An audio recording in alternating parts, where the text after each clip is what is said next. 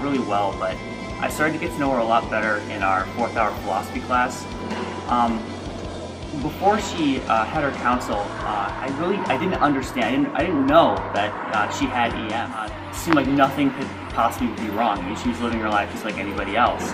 And it was really eye-opening when she had her counsel and explained to us that she had this rare and misunderstood disease that has obviously affected her life in a number of ways. And a lot of times she can't continue playing when she plays hockey because she has an attack. And even though she went a while without even knowing what it was called or what she had, and it was really hard for her because she just wanted an answer. Heard that Lauren had EM. She'd been misdiagnosed several times before, so I didn't know if she was going to be re-diagnosed. I didn't know if it was like what was wrong with her. And I'd never heard of EM before, ever, and I didn't know like what the symptoms were or anything like that. And when she described it to me, and I don't know, I saw her in pain a lot. Like at hockey practice, at school, like when she described it to me, like it's a pain that I can't imagine because I've never been burned that badly before or anything like that. Definitely not every day, several times, but yeah, and it was definitely hard. Like I've been her best friend for a while now, and you know, whenever your best friend's in pain and you can't do anything about it, like that's the worst feeling a friend can have. I had my first symptom when I was 10 years old. I was playing hockey, and when I was finished, I untied my skate, and I had probably the worst pain of my life in both of my feet. I mean, it was radiating. I screamed, I cried. My feet would get so swollen, red, and this kept happening all the time. I was always dealing with the pain.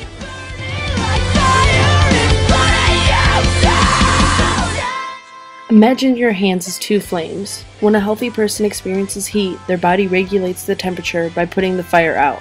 In my case, when I come in contact with heat and get warm, my body uses gasoline to put the fire out. There's the error.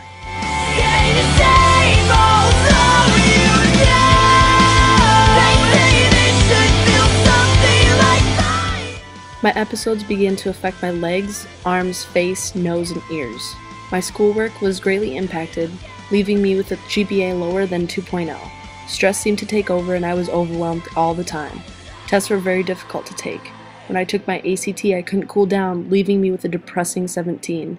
The constant anxiety and emotional episodes easily made my junior year a battle that I could not win.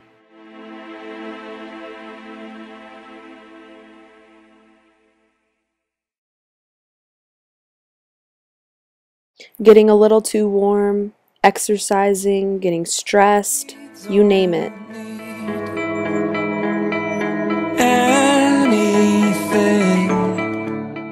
I'd say that I've been to over 15, 20 rheumatology, neurology appointments at the University of Michigan, and I had no answer.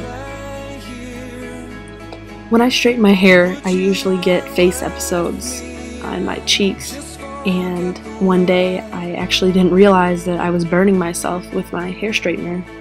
And it's funny, you just don't know when you're having an attack, and I was grazing my face with a 400-degree iron, and I didn't know.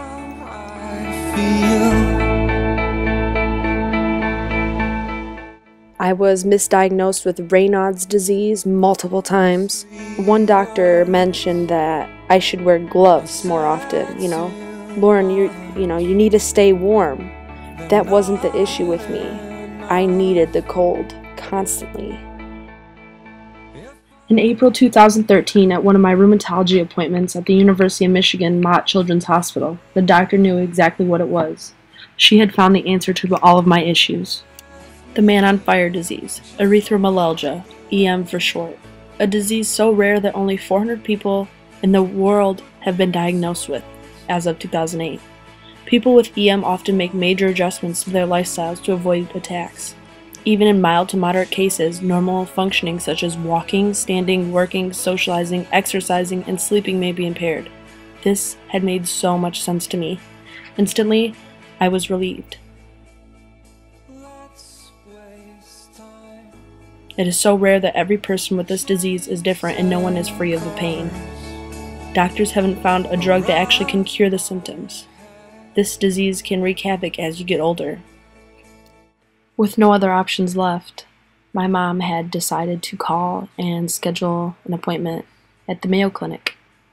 And that's when I decided that I was going to create a documentary. I hope that I can help others by at least giving a little information or just to show my journey. So I hope you enjoy. Rochester, Minnesota, driving straight through. 10 hours is gonna be a little rough, but you know, I'm really excited. I'm really excited, but at the same time kind of nervous. Don't really know what to expect. Like the other boys do. They stare at me while I stare at you. You won't be like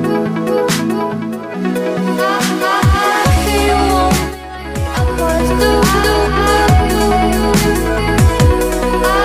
They stare at me while I stare at you. You won't be like the other boys do. They stare at me while I stare at you.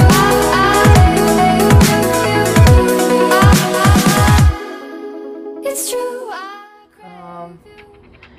It was kind of a rough drive. My laptop ended up dying maybe 20 minutes into the drive. Other than that, I'm still pretty excited, kind of nervous, but I'll keep you updated.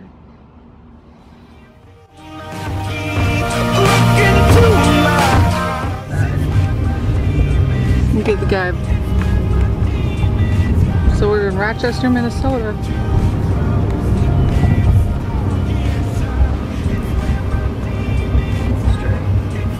I got you on camera, Lauren. Thanks, Mom. Last of all, when the lights fade out, all the sinners crawl. So they dug your grave, and the masquerade will come calling out at the mess you made. Don't wanna let you down, but I am hellbound. Oh, this is all for you. Don't wanna hide the truth. No matter what we breed, we still are made of greed. This is my kingdom come. This is my kingdom come. When you pull my key, look into my... So, in about 30 minutes, Mom, Dad, and I are going to go to the Mayo Clinic, a couple blocks away, and going to talk with the world-renowned doctor, Mark Davis. Basically, just going to talk about my disorder and the tests that I'm going to be doing this week and to prepare and all that stuff. Hard to control when it begins. The bittersweet between my teeth. Trying to find the in-between. All that can love eventually. Yeah, yeah, yeah, yeah. Can't help myself. So, just talked it with Dr. Davis. Didn't have time with questions or anything, but basically went over history and do some testing this week, and he'll give me results on Friday. But relieving to meet someone who sees EM patients, so it's great. I'm making over. So today, Tuesday, I have blood tests, and then I have an autonomic test, EMG, and vascular studies.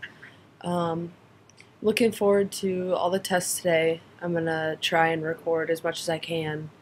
I'm still really happy that I'm here. Mayo is awesome. It's huge.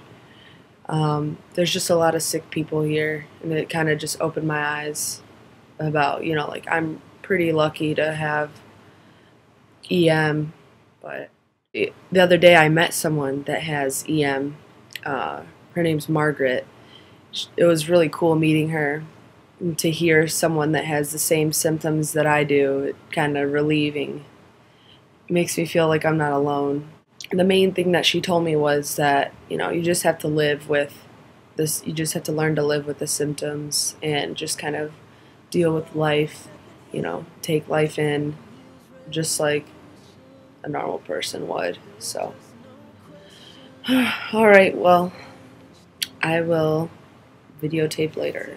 All the time lost, all the days that I cost. Take what I took and give it back to you. All this time we were waiting for each other. All this. Okay, recording. You want to say anything? So I heard this test is pretty painful. You get a needle in your muscle. Kind of nervous. But, You better ask him how it's going to affect Are you ready? Yeah. All right. I brought along some good help. No reason to be scared. It's our second day on the job, so it should be okay. It's a two-part test. The first part, we're going to place some electrodes on your foot and on your hands and give you some small little electrical shocks. okay. They'll be just strong enough to make your toes twitch, your fingers twitch. Then when we complete that side, right side. Then when we complete that, then we'll step out and show what we have to the doctor, and then the doctor will come in.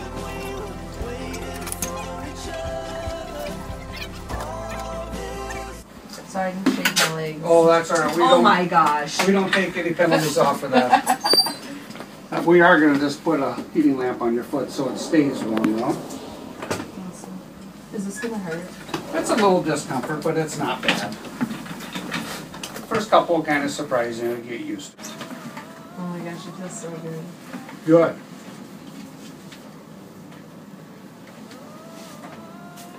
Where's home? Michigan. Everybody's from Michigan Yeah, we today. just did a person just a moment ago from Michigan. Really? Are you from Upper or Lower Peninsula? Lower. Lower. From Ann Arbor. I didn't think about that for a second. Wiggle your toes for me. Pull your toes up. Is that why we're in Michigan State then, I think? Yeah. Yeah. Just relax your foot. Imagine that. So are you a senior this year? Yeah, senior in Okay. high school. Hockey player. Oh, cool. That's a fun year. Yeah, I love senior year so far. You guys gonna have a good team this year? Yeah. Yeah, we are actually. I'm excited. What position do you play? Center. All right. You watch hockey? Yep. I love hockey. Of all sports. All right, here we go. Are you gonna come to Minnesota and play on a really good team? I wish. Here we go. Feel that? Yeah. Okay, a little stronger. Ow. Okay, try not to pull away, just let them happen. Here's another. There you go. A little bit more. Okay, one more, real loose. Okay, good job. That's about what they're gonna be like. Now I'm gonna do several of these in a row, be the same strength. Here they come. Okay, try not to jump your leg though. Sorry. Yep, just let it go just let real it go. limp and loose. Let it go loose. Here we go. I'll slow them down so I don't give them to you one right after another. Real loose. Here's another. And again. Doing great. About 4 more. Real loose. Okay, nice and relaxed. Almost done. Good job. It got better as Yeah, you get kind of used to them.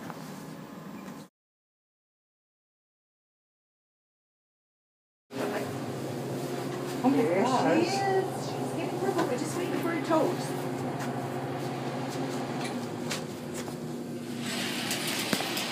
I'm gonna wipe your face just a little bit, okay? Yeah, I'm sweating. Yep, you're sweating. We're just waiting for the toes. That's crazy. Yes. And her fingers even. You look beautifully purple. Just wait for your toes. You don't want to take you out too soon because the doctor would say, you took her out too soon. It's like a sauna times 10. I was in there for 56 minutes, and every single minute in there, I burned up, literally. Oh, yeah. They let me take a shower after the test, but trust me, no matter what they say, you can never scrub hard enough. The purple stuff still does not come off of your skin. Yeah, I guess you could say I look like Barney for a couple of days.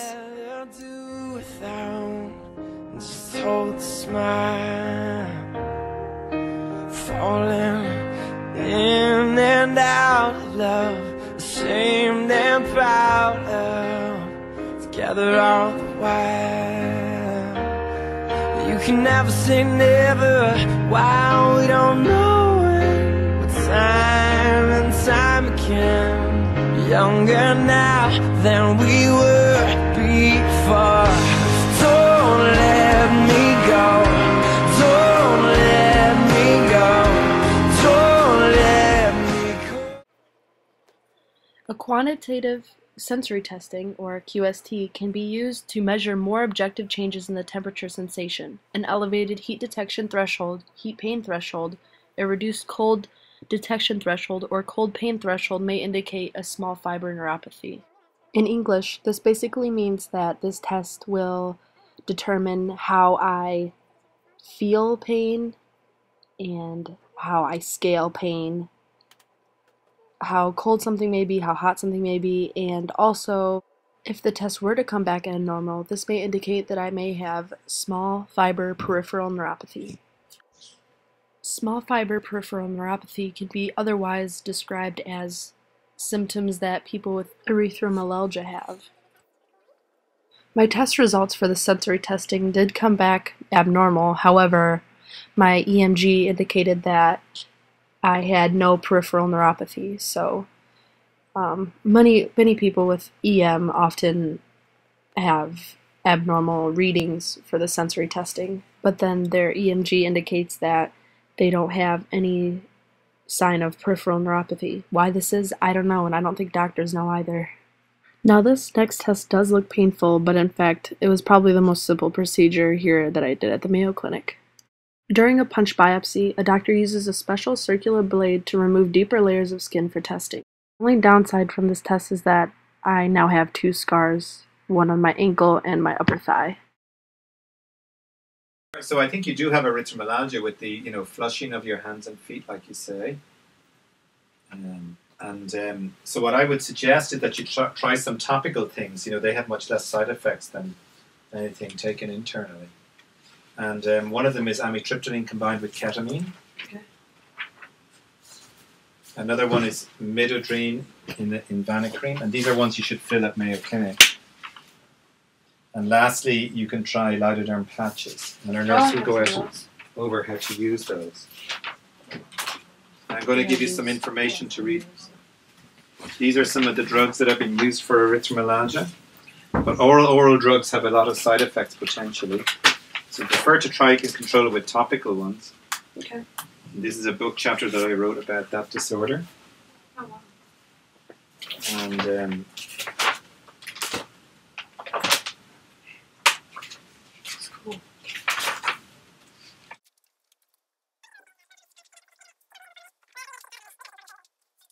This is the gel that I gave you. Okay. Reported that helping, and then a further 36 patients have tried that. Okay. Most people doing this when their feet are cold.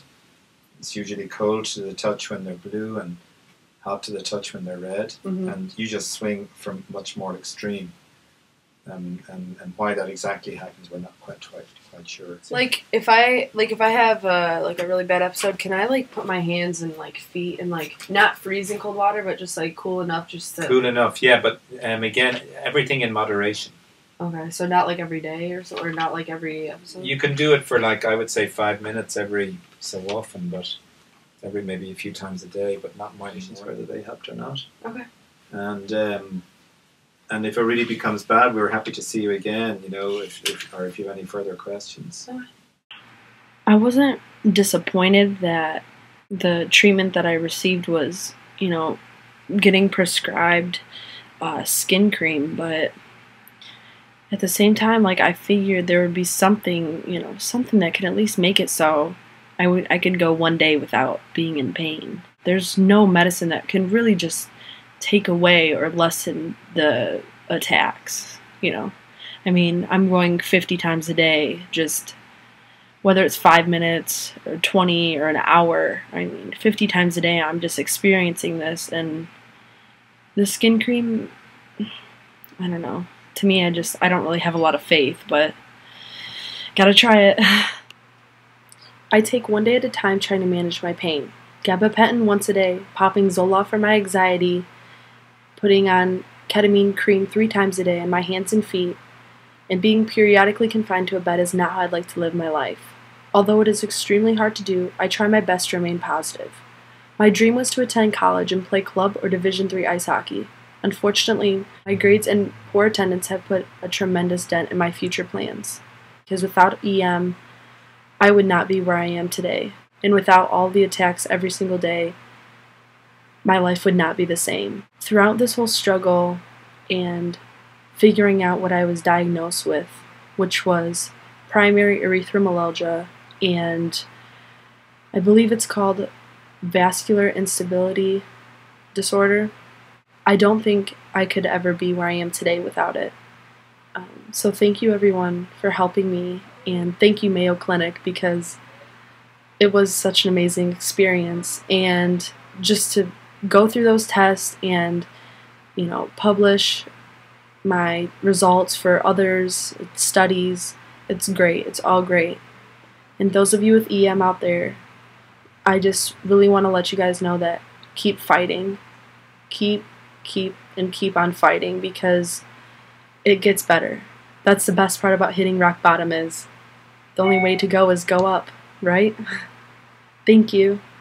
And if Dr. Davis sees this, thank you. Like, I read every single packet, and you are just an amazing guy. And I hope you continue what you do, because you've helped so many people out there. So just a big thank you to you. It means a lot. And I'm sorry I recorded you while you were talking.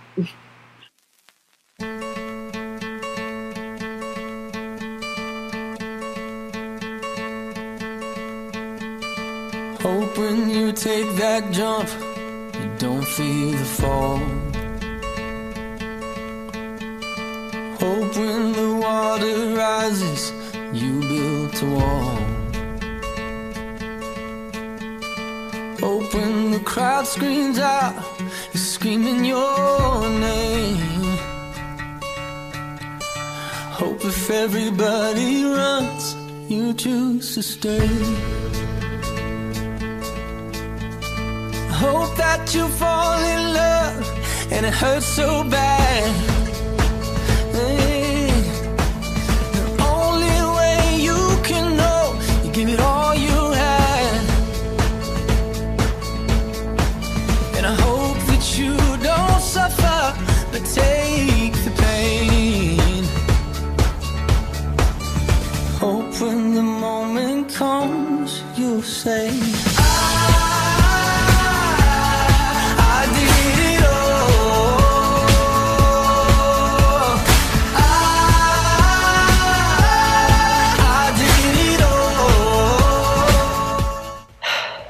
every single person in my family, every one of them, they've supported me, whether it's hockey. They've always been there for me, and they've always been my advice when I need it. And then when, you know, my disease started to really wreak havoc on my life, they've been there, especially my grandparents. They've just really had an impact on who I am today, and I just can never thank my family enough. You guys have continued to give me strength. But until my moment comes, I'll say I did it all.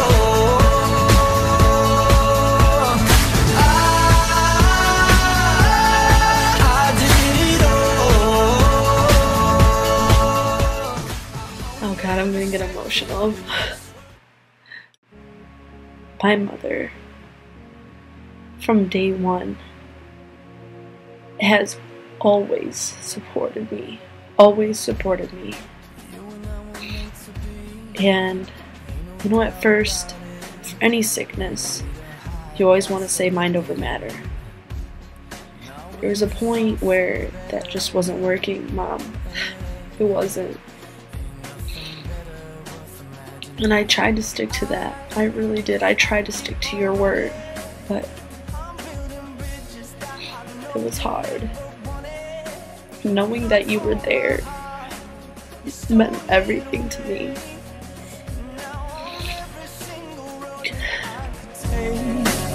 Listen,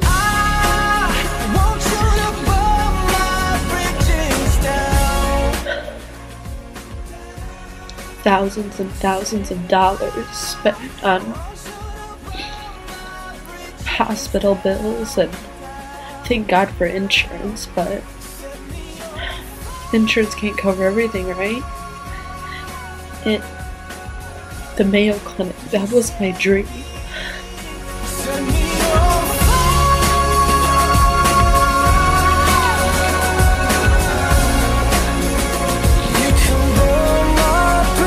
I know I don't say it enough, but thank you.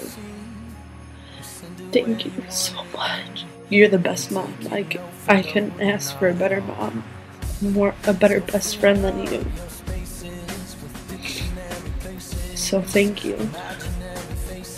Thank you.